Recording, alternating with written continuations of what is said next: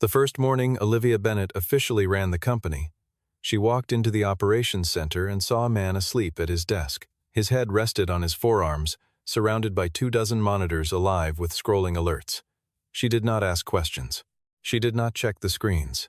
She did not give him a single moment to open his mouth. In front of the entire technical floor, she ordered his access badge confiscated and ended his employment on the spot. Andrew Foster had barely lifted his head when she cut him off completely.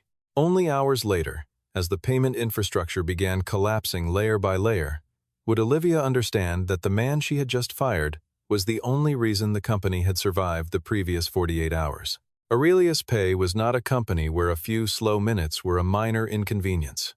It was a large financial technology firm that processed corporate payments, high-speed wire transfers, and transaction authentication for thousands of clients across the United States. The system ran without meaningful pause, and even a brief failure carried the potential for tens of millions of dollars in losses and the kind of reputational damage that took years to repair. The infrastructure was the company. Everything else was window dressing built around it. Andrew Foster carried the title of Senior Systems Engineer, though that title communicated almost nothing about what he actually did. He was 34 years old, quiet in the way that people who have seen enough stop needing to announce themselves, and entirely uninterested in the internal politics that consumed most of his colleagues. New employees who encountered him usually assumed he was unremarkable, solid but dated, always slightly rumpled, eyes carrying the faint darkness of chronic undersleep, a cold cup of coffee perpetually forgotten near his keyboard. He was not a man who understood the art of making himself visible. The people who had worked alongside him for years held a different understanding. Andrew knew Aurelius Pay's infrastructure the way a surgeon knows a patient they have operated on multiple times. He understood the old API layers that dated back nearly a decade, the failover logic that 3 different CTOs had promised to modernize and never had, the access control structures that had been patched by hand across multiple transitions, and the fragile interdependencies that existed only because someone once built a solution to a problem that no longer existed, but whose removal would have caused something worse. He was the institutional memory the company had never bothered to formally document. To the organization, he was a line on an org chart. To the system itself, he was the only person who truly knew where all the load-bearing walls were.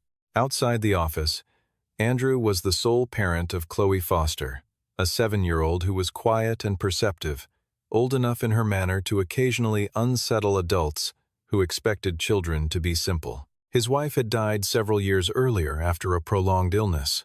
Since then, Andrew had rebuilt a life around 2 fixed points, keeping Chloe cared for and keeping his job stable enough that she never felt the absence of anything essential. He did not cultivate allies inside the company. He did not know how to perform the small social rituals that turned colleagues into advocates. He showed up, he worked, he went home. That was the shape of his life, and he had made a kind of peace with it. On the other side of the hierarchy stood Olivia Bennett, 29 years old, recently installed as chief executive after her grandfather stepped back from management due to declining health. Olivia was legitimately accomplished, sharp, well-credentialed, with a track record in investment analysis and corporate strategy that she had earned rather than inherited. She had spent years proving herself in rooms where people expected her to fail. But leading Aurelius Pay was categorically different from anything she had done before. This was a complex, aging, high-stakes operational machine, and she was stepping into it during a transition the company had not fully prepared for. The pressure to prove she was not merely a name on a family tree was enormous, and it shaped every instinct she brought to the role. She made decisions quickly and decisively, and she despised visible indiscipline. It reminded her of everything she was determined to eliminate. In her first week, she announced a comprehensive operational review, a tightening of standards, and a cultural reset she described as moving the company from comfortable to accountable. Beneath the surface of that agenda, in the lower corridors of the technical infrastructure that Olivia had not yet had time to fully examine, something had already begun to go wrong. 2 days before the morning that would define everything, Andrew noticed something unusual in the transaction authentication logs. It was small at first, a cluster of irregular requests appearing at low frequency within the international processing queue, mimicking the rhythm of legitimate internal traffic with enough precision that automated filters had dismissed them entirely. But Andrew saw it. The pattern was wrong, in a way that was difficult to articulate immediately, but impossible to ignore once recognized. These requests were not attempting to overwhelm the system or trigger visible errors. They were learning it.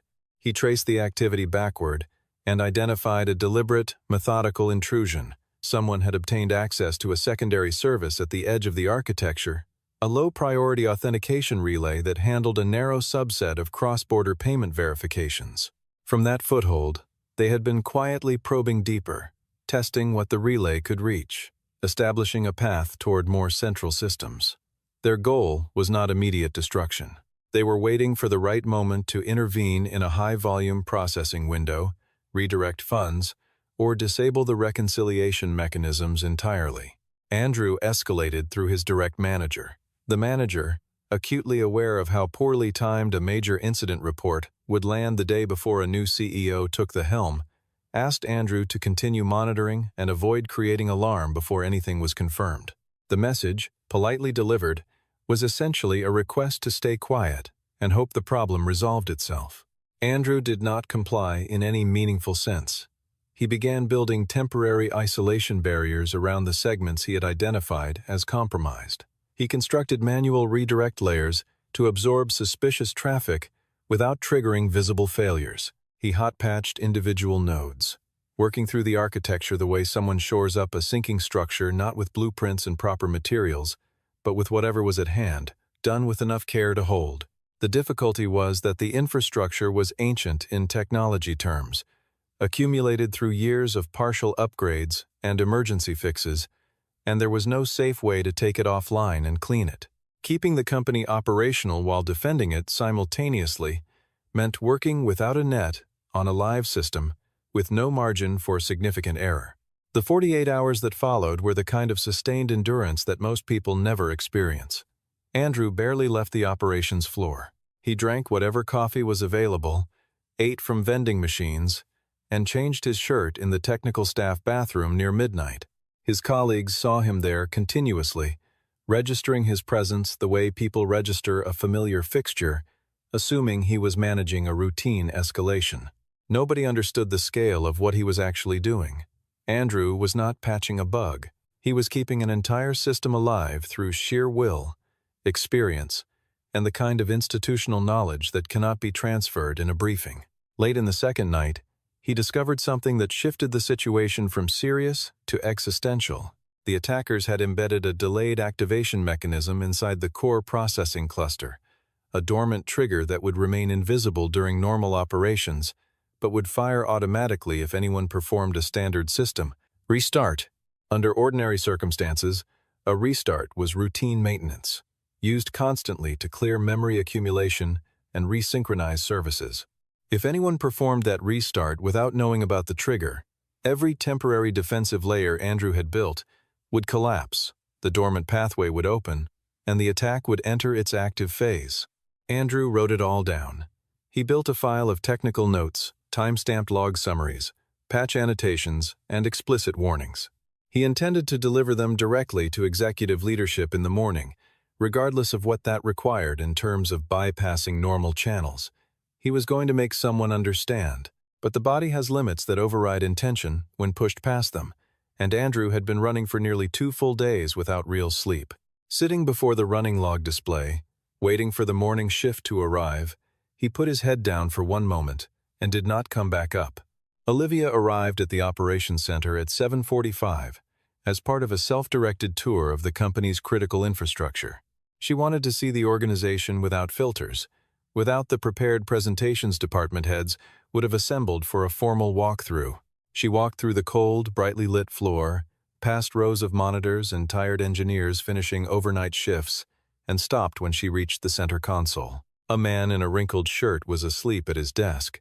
The screens around him were active, a mix of status indicators, amber warnings, and fast-scrolling log output that meant nothing to her without context. What Olivia saw was a symbol of everything she had come to change.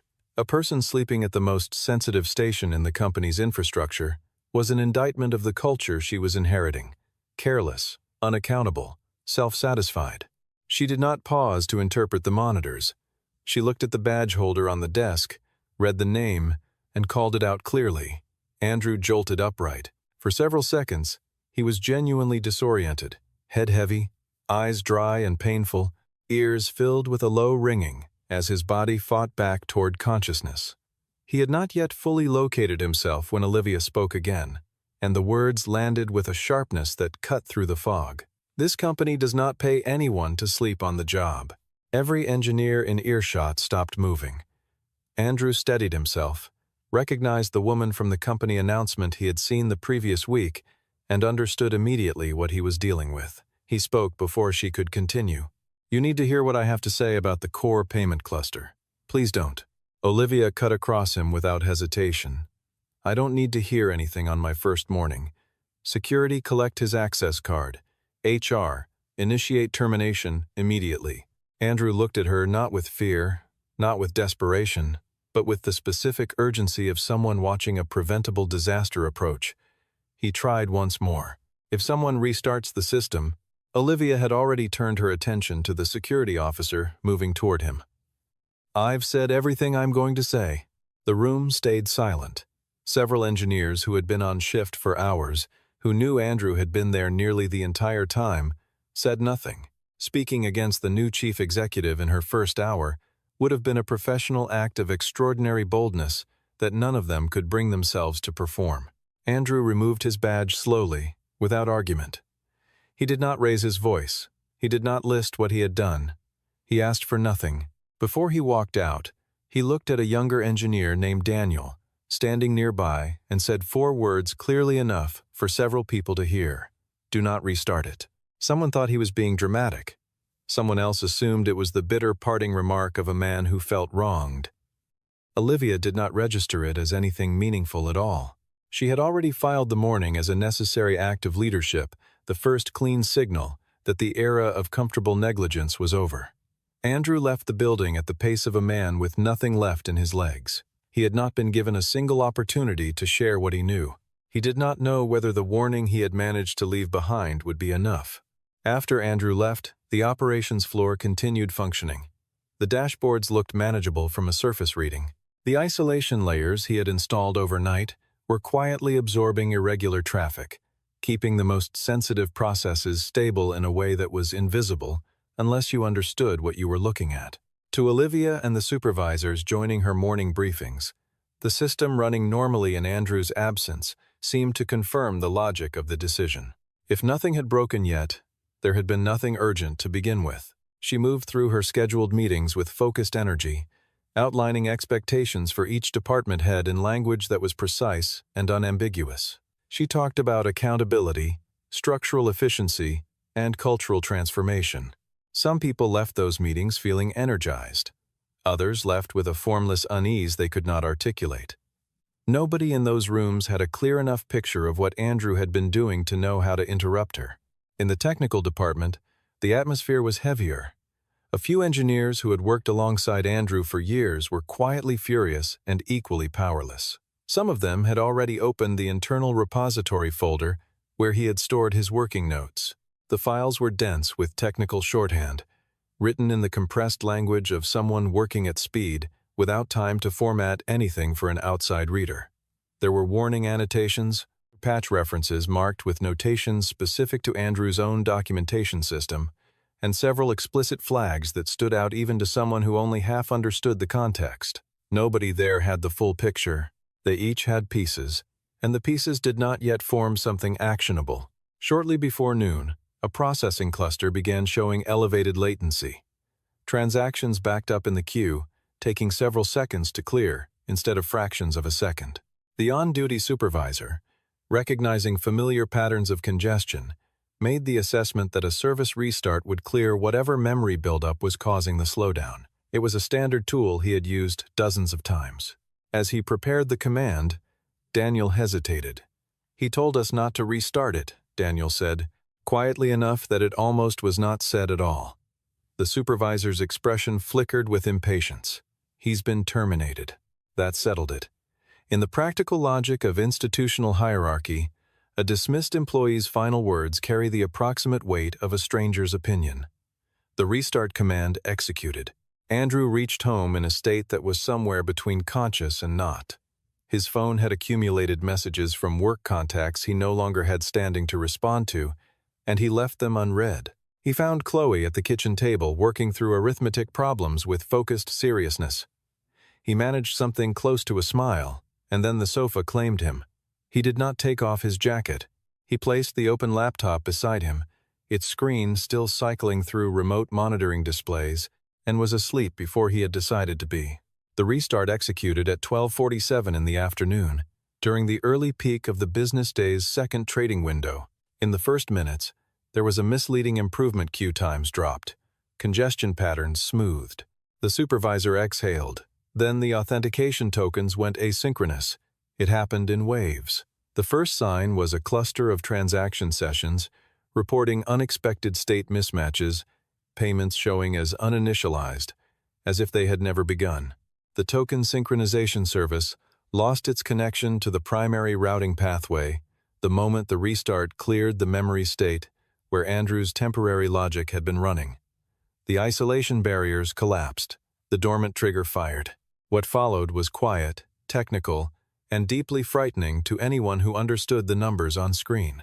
Outbound transaction routing began redirecting a subset of traffic toward endpoints outside Aurelius Pay's verified network. Reconciliation for a category of corporate transfers failed silently. Several high-value payment instructions entered a suspended state that was neither completed nor cleanly reversible. The monitoring systems, missing the bridging logic Andrew had built, could not correctly assess whether the anomalies were internal errors or active manipulation. Engineers worked at a pace that was fast enough to be impressive and not fast enough to keep up with the deterioration. They attempted rollbacks. The rollbacks did not anchor correctly because the system state they were targeting had never been formally documented. It had been a functional construction built live, under pressure, by a single person who was no longer present. They attempted to isolate the affected nodes, but the interdependencies Andrew understood intuitively were not mapped anywhere accessible. Someone pulled up his repository notes and read them aloud to the group gathered around the primary console. The notes described the current failure mode with remarkable precision. Understanding them fully enough to reverse what was happening was a different matter entirely. Olivia was called down from the executive floor. She walked into the operations center for the second time that day and found a room that had been transformed. The monitors were overwhelmingly red. Engineers moved between stations with the tight urgency of people who know exactly how serious something is and are afraid to name it plainly. Calls from enterprise clients were already coming in. She asked what was happening. A senior engineer turned from his console, face pale and composed in the way of someone who has decided to say the true thing. It looks like he was holding the entire system together by hand for 2 days. We just deactivated all the defensive layers he built. The phrase he used did not require a name. Everyone in the room knew. Olivia asked if they could fix it. She asked who understood Andrew's patch logic. She asked where the CTO was and what the CTO's working knowledge of the legacy infrastructure looked like. The answers she received did not comfort her. The CTO was strategically strong and operationally thin in precisely the areas that mattered now. The engineers present knew enough to work the problem, but not enough to work it at the depth and speed the situation required. The documentation that should have existed for systems this critical had never been written or was years out of date. The company was bleeding, and the only person who fully understood its circulatory system had been escorted from the building that morning. Olivia read Andrew's notes from beginning to end at an empty workstation.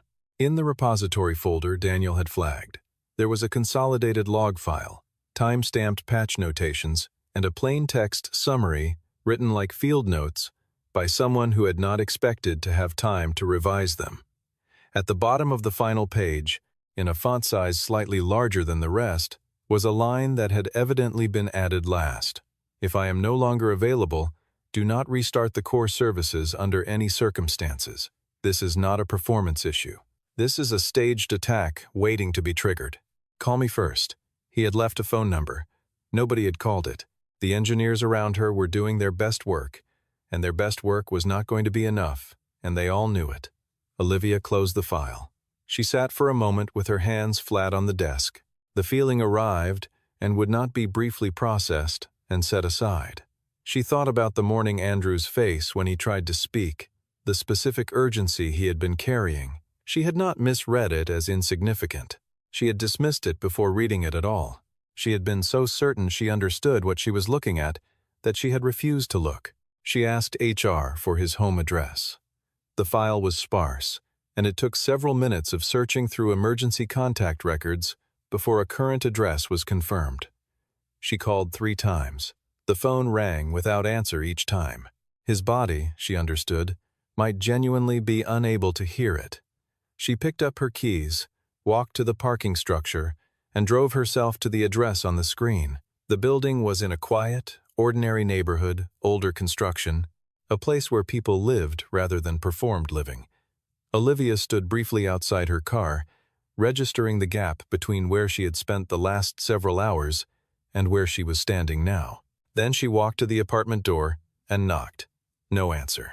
She knocked again, louder. She was reaching for her phone when the door opened, and a child stood in the space it revealed. Small, with slightly disordered hair and a stuffed rabbit tucked under one arm. The girl looked up at Olivia with the calm, assessing gaze of a child who has learned to read adult visitors quickly. "Are you looking for my dad?" Olivia did not answer for a moment. She had not known there was a child. It had not appeared in any context in which Andrew existed professionally, because Andrew did not use his personal life as a credentialing device. He had never mentioned it. No one had mentioned it to her. Chloe opened the door wider when she determined the woman outside did not seem threatening. Inside the apartment, Andrew was lying on his side on the sofa, still wearing the same shirt from that morning, his jacket still on. The laptop was open beside him, log screen still cycling. One shoe had been removed. The other was still on his foot. A glass of water he had apparently poured and forgotten sat on the low table, untouched. Several empty takeout containers on the kitchen counter marked the meals of a person eating without attention across multiple days. He had the stillness of a person who had not chosen to stop, but had simply run out of anything left to give. Chloe lowered her voice the way children do when the sleep nearby is genuinely needed. "Daddy hasn't really slept. He said something bad was happening at work. He promised he would rest after he fixed it." The words were simple and factual, and landed in Olivia's chest like something physical. She looked at the apartment, the careful economy of it, the evidence of a life organized around necessity and love, and thought about every assumption she had carried into the operations center that morning. The image she had constructed in 10 seconds, the certainty she had felt, the complete and total wrongness of it. She asked softly whether Chloe was alone. The girl said a neighbor would come over soon, and that her father had only fallen asleep after he got home. Olivia understood, with a clarity that was almost physical, what she had done. She had not simply made a bad call. She had removed, at the worst possible moment, the man silently carrying the weight of the company's survival, and she had done it because the image of him sleeping had fit so neatly into the story she had already decided to tell. She touched Chloe's shoulder once, gently, and asked if she could wake him. It took several attempts before Andrew surfaced. He came back to consciousness in layers, the way profoundly sleep-deprived people do. When he recognized Olivia standing in his living room, his first expression was not anger. It was the specific exhaustion of a person who has just been handed one more demand they did not ask for. He sat up slowly. He said nothing. Olivia sat in the chair across from him. She did not arrange her words carefully or build toward anything gradually. "I didn't listen to you this morning. I fired you before I understood what was happening. I need to apologize for that." Andrew looked at her without speaking. He was not withholding the response strategically. He was simply not in a place where accurate words changed what he was feeling. She continued, "Because the situation did not allow her to wait. They restarted the system. It's failing. Nobody in the building understands your patch logic well enough to stop it."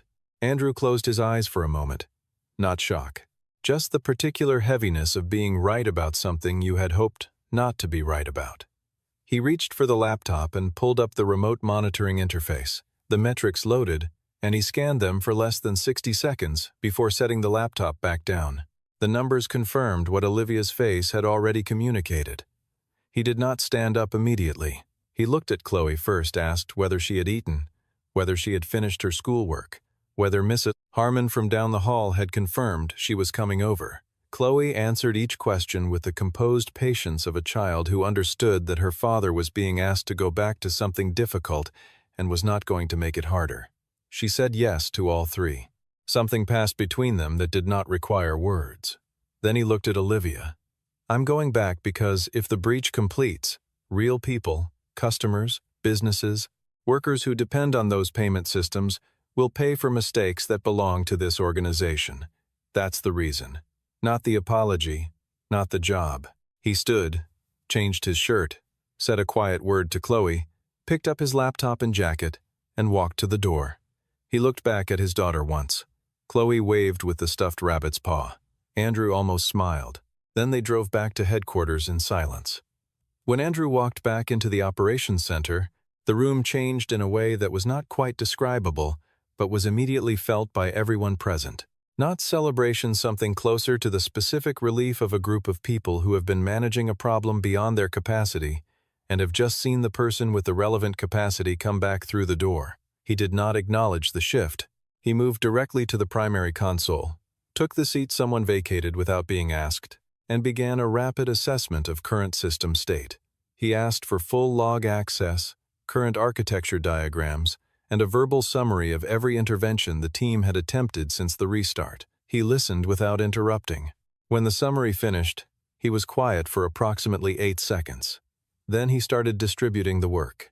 He put 5 people on isolating the anomalous outbound connections, carefully redirecting them into a controlled observation environment rather than blindly blocking them.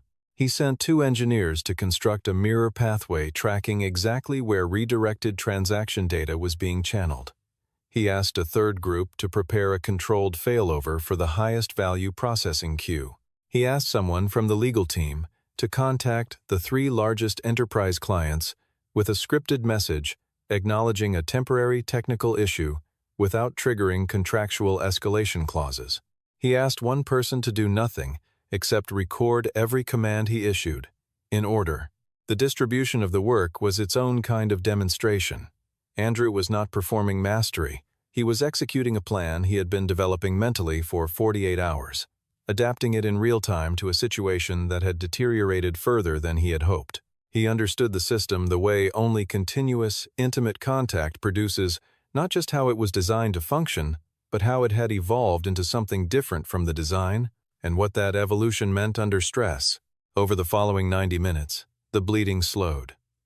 The anomalous routing pathway was severed from its connection to the core payment layer. 3 suspended high-value transactions were isolated and quarantined before any funds transferred outside verified endpoints. The delayed activation mechanism was identified and neutralized through 17 specific changes to the authentication configuration that closed the door the attackers had built and removed the key from the lock. There were losses. Several smaller transaction batches would require manual reconciliation. 2 enterprise clients would receive formal incident notifications.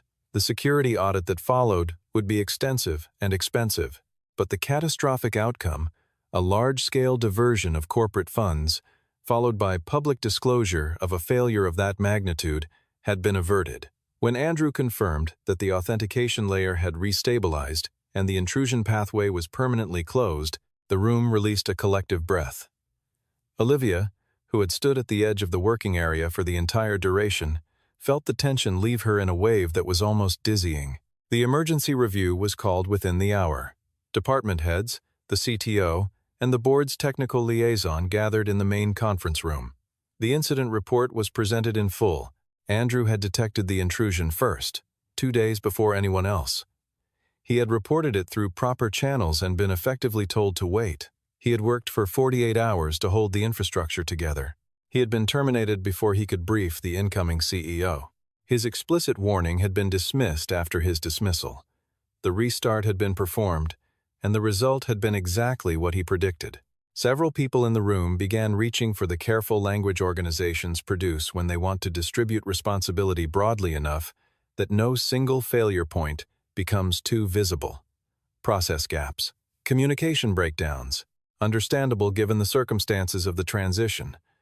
Olivia recognized the language because she had used it herself in other rooms. She understood its function, and she understood that using it now would be a direct repetition of the failure that had produced the crisis. She stood. This morning I fired Andrew Foster before I had heard a single complete sentence from him. I made that decision based on an image that confirmed what I had already decided to believe. I was wrong, and my error came close to costing this company something that would not have been recoverable. I am sorry to Andrew, and in front of all of you. The room was quiet in the way that rooms become quiet when something true and costly has been said plainly. Andrew, seated at the phone,